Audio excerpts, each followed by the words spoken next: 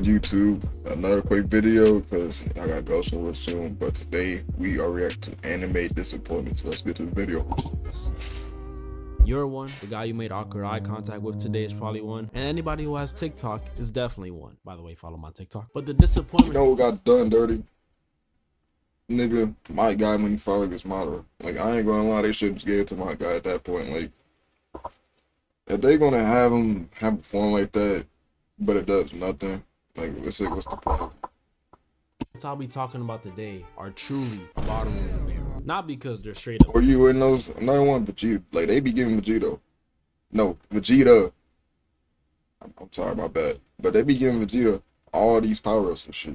Just want to get beat up. Like, it's like, what's the point? Like, for example, Ultra Ego in the manga. Nigga gained Ultra Ego just from to lose. Like, they should just had him beat the villain there. It's not like he was the main villain of Dragon Ball anyway. They should just gave him the dub there. Like, Goku doesn't need every dub for every saga. Like, it don't be making sense. They be doing my boy Vegeta dirty. I'm not gonna lie. Trash, but because they were so good, and then they just for example, Gohan. When we first see Gohan, he's just a shy 5-year-old kid who can't really do much. But as the show goes on, we start seeing that Gohan's potential is like no one else's. And by the end of Dragon Ball Z, Gohan was nearly as strong as his dad. But then came Dragon Ball Super. And Dragon Bro, I'm not gonna lie. We talking about potential, nigga. Let's talk about Goten. The thing I don't get about this, right? Okay, Gohan's a half Saiyan, half human, so that's why he has great potential. So why doesn't Goten and Trunks? Ain't they the same thing? But they only be focused on Gohan's, not Goten or Trunks. And Goten should have even more protection than Gohan since he went Super Saiyan at a younger age. Hold on.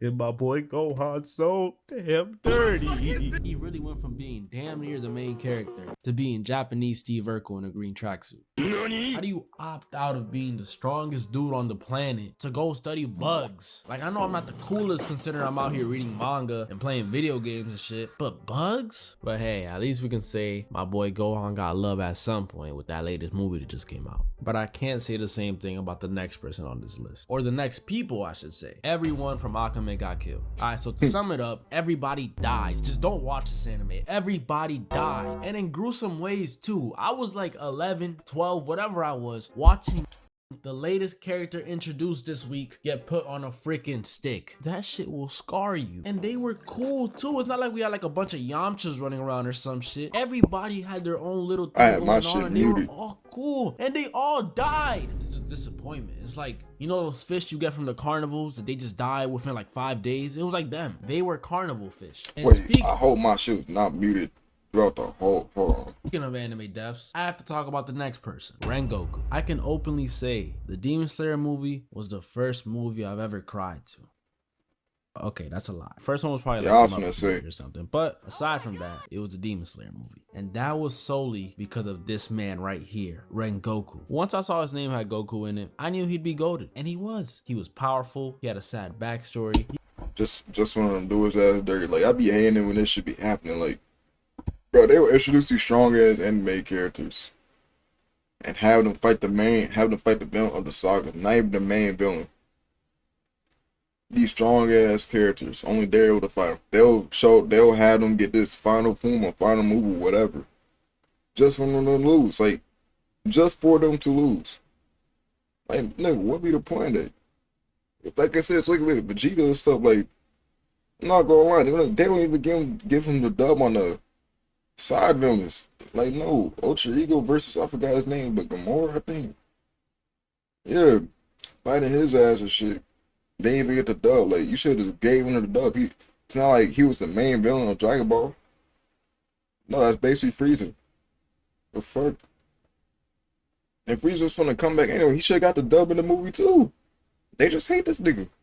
He was just all around an amazing character. And that's why it hurt so much when this man Akaza pulled up. Rule number 1 in anime. Once a dude start monologuing to himself, it's over. And the worst part is, even though he killed him, Akaza's so fucking cool. And knowing the author of Demon Slayer, he's probably gonna have a sad ass backstory too. Like, come on, bro. Why couldn't Then thing is, every time these characters die at the final, they be like, man, you almost had me. If I had just moved over a step to his side, he would have killed me every time. that shit. Have been like Urukadaki's old ass or some shit. I don't know. And then I that ain't scene gonna of his lie. dad crying, like, come on, man.